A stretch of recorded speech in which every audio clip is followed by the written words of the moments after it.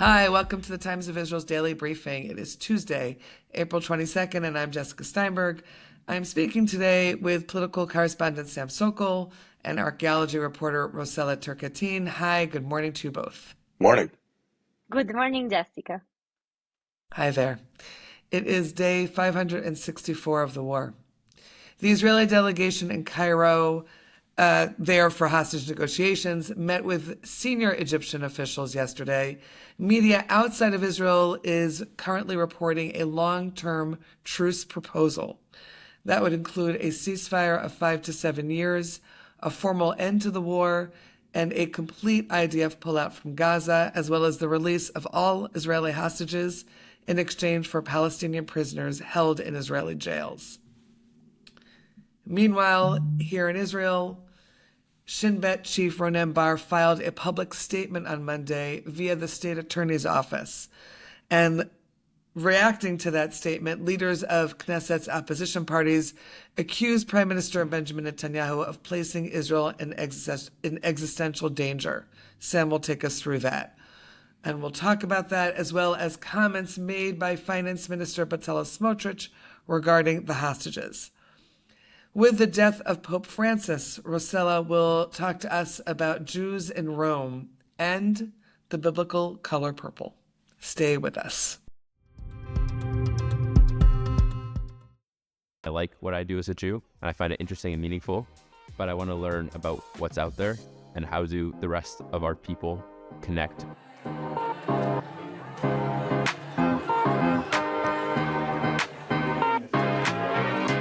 You come in knowing some things, but nobody here knows everything, because everyone has had like puzzle pieces, and together we kind of make up this whole larger puzzle.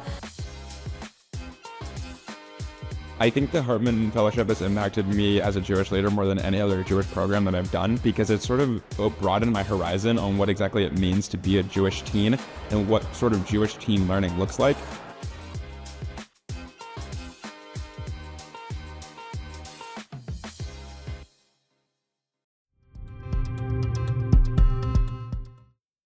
Okay, Sam, let's get started with you. So, Shin Bet chief Ronen Bar filed a statement which alleges that the Prime Minister demanded his personal loyalty. And that statement, and what that could possibly mean, led to sparring between opposition leader Yair Lapid and the Prime Minister. Basically, other accusations from opposition leaders about placing Israel in existential danger. I know you'll bring us more details about this, but where are we this morning? Where does this all stand right now? What are you hearing?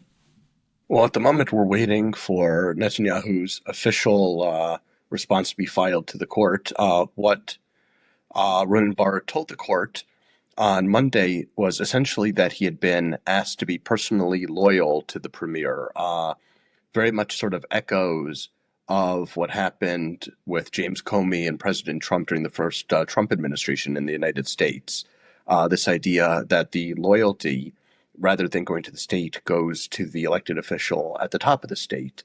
And what Barr alleges is that he was told that it had been made clear to him that he needed to obey Netanyahu and not the High Court in the event of a constitutional crisis. Moreover, he said that Netanyahu wanted him to inform the court that due to security reasons, the prime minister would be unable to testify in his criminal trial, something that Barr refused to do. And I had also asked him to use the power of the Shin Bet security agency to keep tabs on anti-government protesters, something which he believed was outside the scope of his authority. Now, Barr said that his refusal to give in to Netanyahu's alleged demands on these issues was what prompted his recent firing, a firing which has been temporarily stayed by the High Court of Justice. Critics of Netanyahu have said that Netanyahu's firing of Barr is intended to derail the Shin Bet's investigation into the so-called Qatargate scandal, essentially a probe into ties between senior Netanyahu aides and the state of Qatar. There are allegations that they have accepted money from Qatar to disseminate pro-Qatar messaging while employed by the Prime Minister's office. Netanyahu has countered the exact opposite and said that the investigation was launched in order to preempt Barr's firings. The timeline in that case, however, doesn't really add up.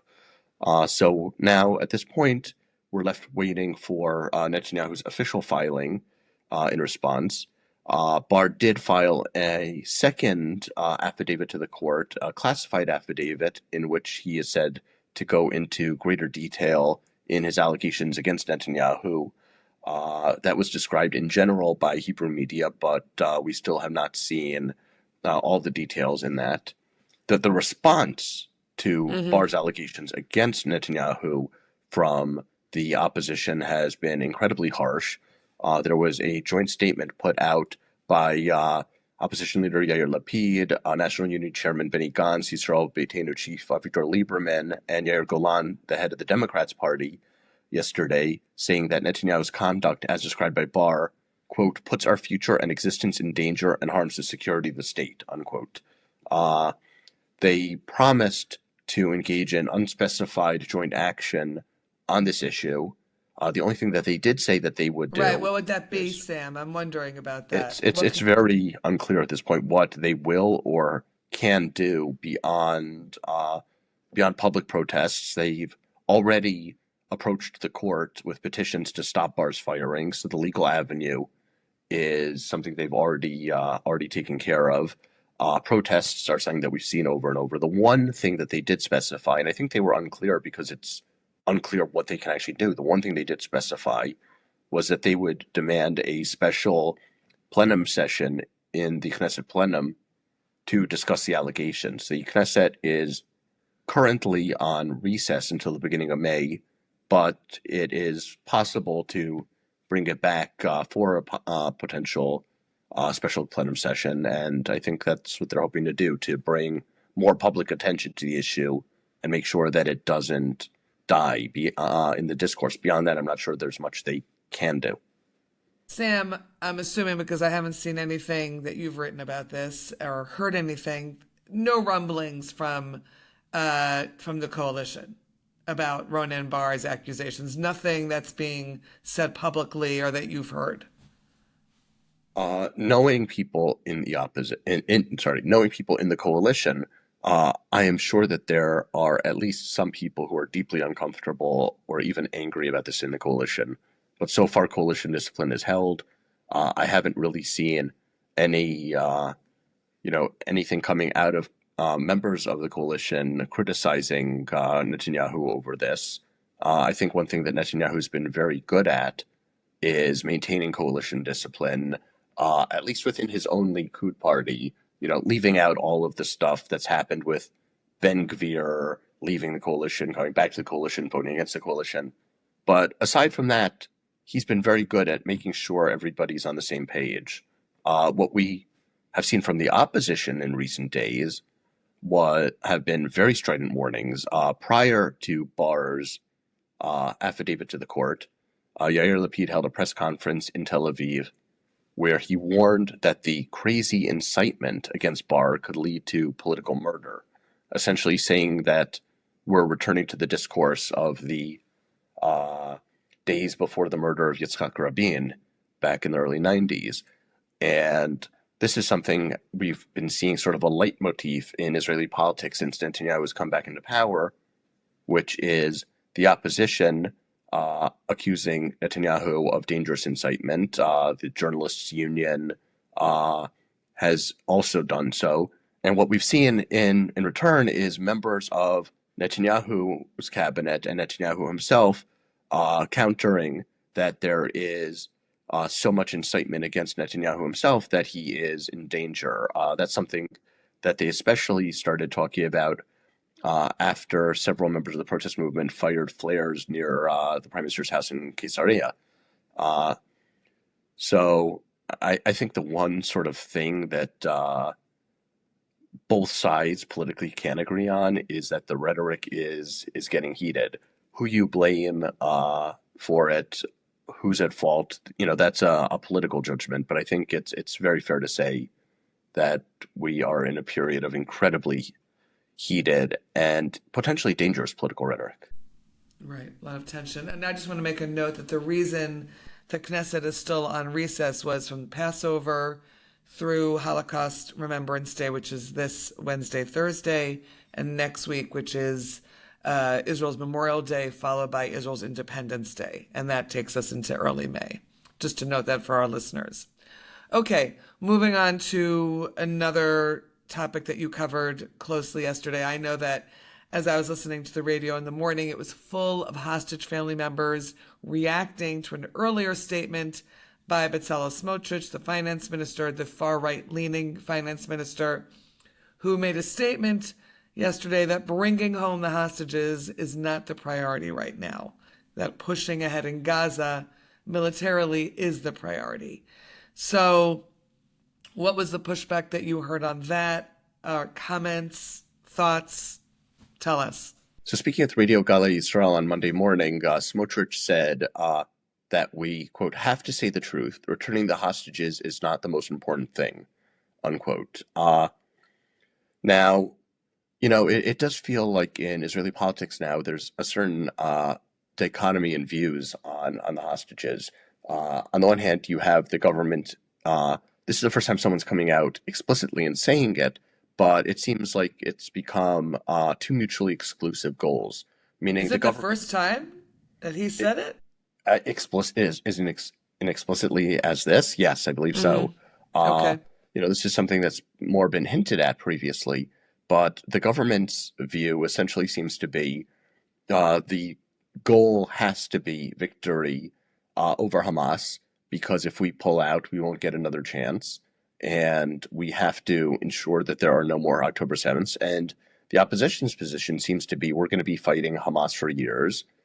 Even though we've gotten rid of most of our capabilities, we haven't eradicated them. The hostages have a short time left. We have to pay whatever price is necessary to get them out, and then we can return to fighting at some future date. So I think what Smotrich was really doing was sort of explicitly verbalizing a split which has been very present in Israeli politics and discourse for a while. He's just saying the quiet part out loud from the government's perspective. But saying that obviously brought about a great deal of anger, both the families of the hostages as well as members of the opposition. One lawmaker from Yesh Atid said that he doesn't believe that he and Smotrich belong to the same Jewish people. While most of the criticism was from hostage families and from the opposition, Moshe Gafni from the coalition's United Torah Judaism party also came out very hard against him, comparing Smotrich to the Sikari, to the extremists during the Second Temple period, who during the siege of Jerusalem actually burned all of the stored food in Jerusalem, basically to try to force the Jews to fight, because they felt that if the Jews had enough food to survive, that they would eventually give up to the Romans. So he compared, Smotrich to these extremists. In turn, Smotrich launched a scathing attack on Gafni, saying that he holds a diaspora mindset, and saying that you can't believe that the current state of Israel is comparable to the destruction of the Second Temple and the end of Jewish sovereignty. And he argued that Gafni should start following national religious rabbis who go to the army. So some really bitter infighting with heavy religious overtones. But I think it's important to say that what Smotrich said wasn't so much something new as saying the quiet part out loud. I think it's been understood between the opposition and the coalition for a while that their two visions are mutually exclusive. We can get all the hostages out now, or we can continue the war. But until now, the rhetoric from the coalition has sort of been, we can do both, even though the subtext was we couldn't. And so it's finally someone coming out and saying, no, these are what our priorities are. Right, saying exactly what they're thinking and feeling. Okay. Thanks for that, Sam. It's good to have it all explained to us. We're going to take a quick break. When we're back, Rossella is going to talk to us a little about the Pope in Rome, the Pope, Rome, and the Jews. So stay with us. I and my wife, we were mourning with people, but because of the way that things have changed, let's say in the last 5 to 7 years, there was a feeling that, and this is the substance of an exchange I had in Dissent with another member of the magazine's editorial board, the kind of progressive movement, I think a lot of people in the progressive movement felt, well, if we make a big deal out of Jewish pain and suffering in the wake of October 7th, it'll be instrumentalized and used to justify the war. That's like a generous interpretation. And my argument was actually not mourning legitimates the war. And this is because people don't understand also how Israelis feel themselves to be in the world. That if you were able to mourn, then you also might be able to say to people, look, this, what happened is heinous and horrible. And there is another way other than living by the sword forever. But when the world's response to this is, you got what you deserved, and this is even a good thing, well, you only confirm the sentence that the whole world is against us.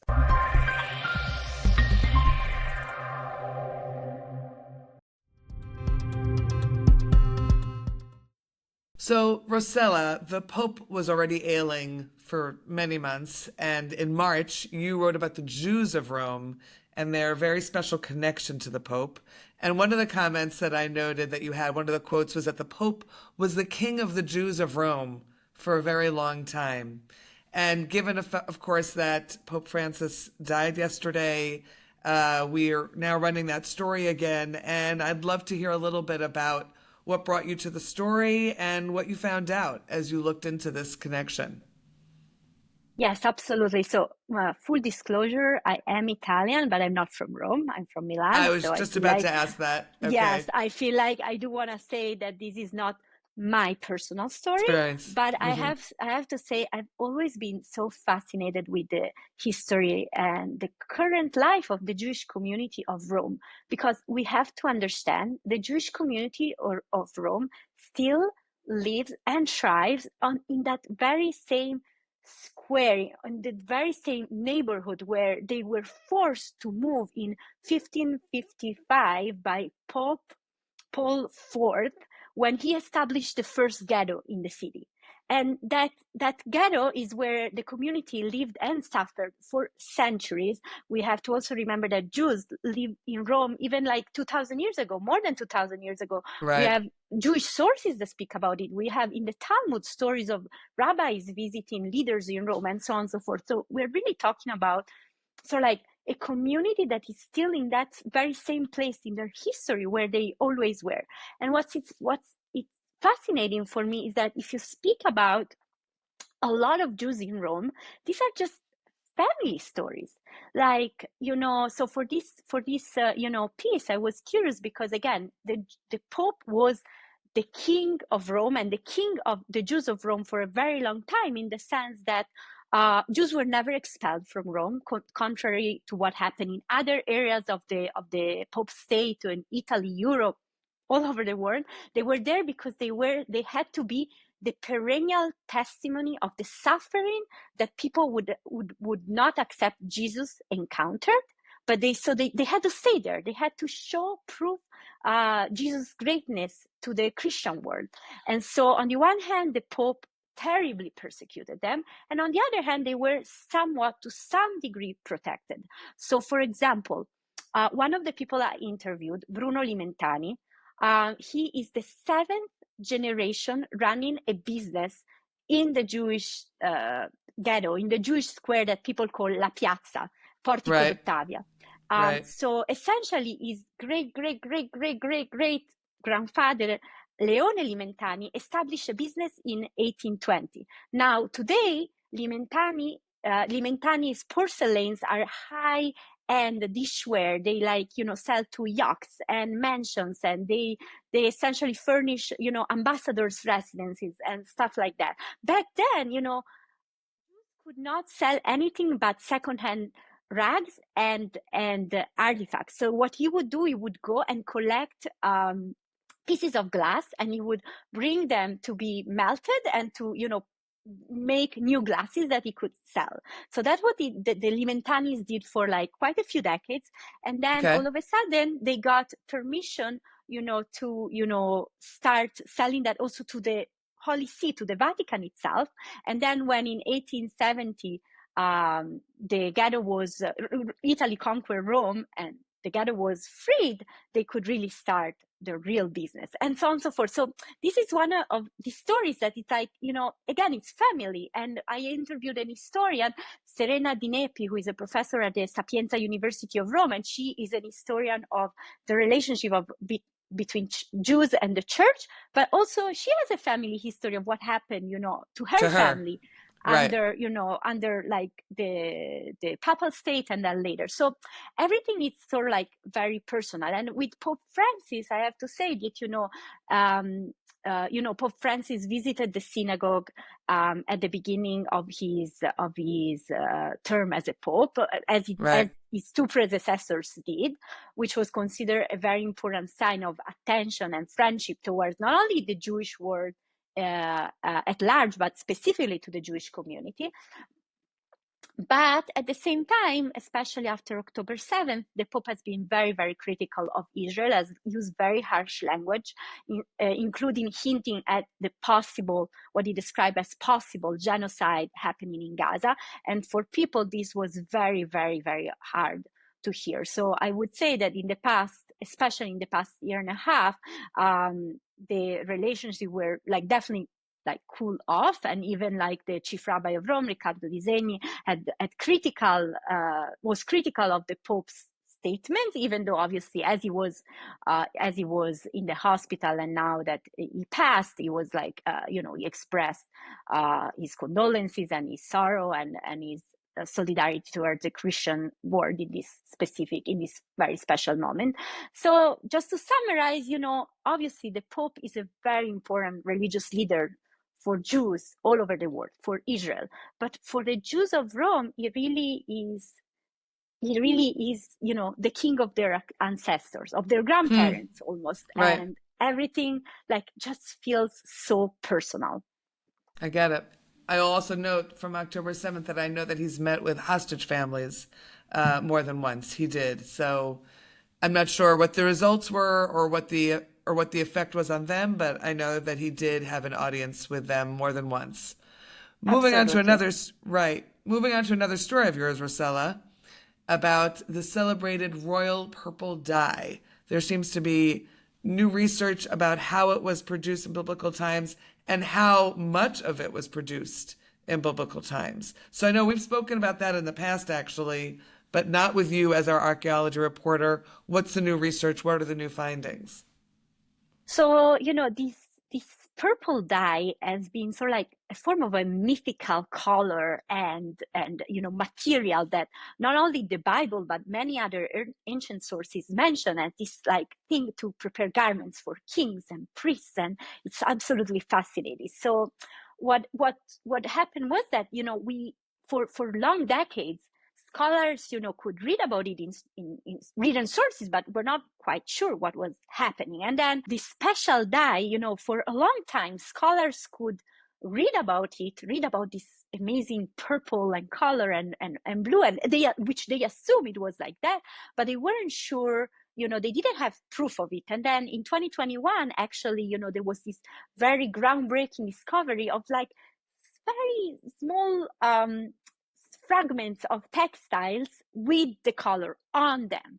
And so, and this proof from about 3,000 years ago, the times of King David. So it proved that actually what the Bible referred to, it existed in some form, in a way or another. So then what happened now is that recently there's a small site near Haifa called Tel Shikmona, and it was sort of like revisited by archaeologists because it was excavated like for a long time, decades ago. And all of a sudden they started to notice that there were all these pieces of pottery and rocks and tools that were stained with this purple color. And they started to understand that not only it was produced there, so they finally found a place where they made it, but it was most likely produced on an industrial scale for hundreds of years. So, and we're talking about the most ancient traces of production there are about 3,100 years ago, 3,000 years ago. So again, the really biblical time, or the Iron Age, or First Temple period, whatever we want to call it. And then for about 300 years, starting from the 9th century BCE until the 6th century, it was really produced on an industrial scale. They found the vats, big clay vessels that could hold hundreds of liters of this very purple substance. And what was also like fascinating is that, this site sort of like changed hands a few times. Like, it started as a small Phoenician village, and then in the 9th century, based on the type of pottery and artifacts that archaeologists found, it was probably conquered by the Kingdom of Israel. And the Kingdom of Israel was a kingdom of inland people. This is on the coast. So, but what they assume is that they took control of the purple dye production, and they started to export it, to sell it to all these kings and the elites of of Moab, of Phoenicia, of probably Judea, and the temple in Jerusalem. So it's like one of the things that one of the scholars I spoke to, Professor Gilboa from the University of Haifa, told me is that even though it's not exactly an area of expertise, a lot of biblical scholars believe that some of the parts of the Bible that refer to this purple were written much later, around the 5th century BCE. But she said, it's interesting to see that actually we have proof now, archaeological proof, that the dye was produced en masse already, like at the time of biblical kingdom, much earlier. So that's like a little like glimpse of something interesting that, again, like the Bible tells us, and so far we couldn't really see something proving it, and here it is. And going back to this first discovery in 2021, I was very curious. They found this little piece of textile with argaman, with the purple on it. Was it produced at Tel Shikmona? So the question is still open. They are doing the analysis, but it could be that was the case, which obviously would be, in my opinion at least, really cool, because all of a sudden then you have the factory and you have the textile. And so we'll see. So hopefully, stay tuned, readers. Like, academic research takes years, but when we have answers, we'll definitely get back to you about it. Thanks, Rossella. It feels a little bit full circle in terms of what Sam was discussing earlier, where we are politically and what was happening here thousands of years ago. Sam? Interestingly enough, in recent decades, not on the academic side, but on the rabbinic side, you've had rabbis re-identify the Murex trunculus as the source of this dye. And if you go back and you look at the Bible, it says that on the tzitzit, on the ritual fringes that you wear, you're supposed to have what's called a patil techelet, like one thread of this dye. And in recent decades, we've been seeing in the Orthodox world a bit of a resurgence of this. I'm actually holding right here mine personally, which has the dye from the Murex. The dye that's currently made and sold within the Orthodox community, while it's coming from supposedly coming from the same source, is not actually purple. In this case, it's not the Imperial Roman purple. It's more of a blue, but it's interesting. Deep blue. A very deep blue. And it's interesting that you're starting to see this coming back now after thousands of years of not having it. Yeah, blue is another variation of this dye that was royal extracted purple by the same sea snails. Essentially, there are 3 species of Murex snails that are used to extract the color. Wow. Thanks to both of you for everything that you've brought to this daily briefing. It's from both ends of the spectrum, something like that. That's what it feels like. Thanks for being here. Thanks, Sam. Thanks, Rossella. Absolutely. And thanks to all of you for listening to the Daily Briefing. We'll be back again tomorrow with another installment. This episode was produced by the Podwaves. Any comments, you can always drop us an email, podcast@timesvisual.com. Until next time, take care, have yourselves a good day and a good week.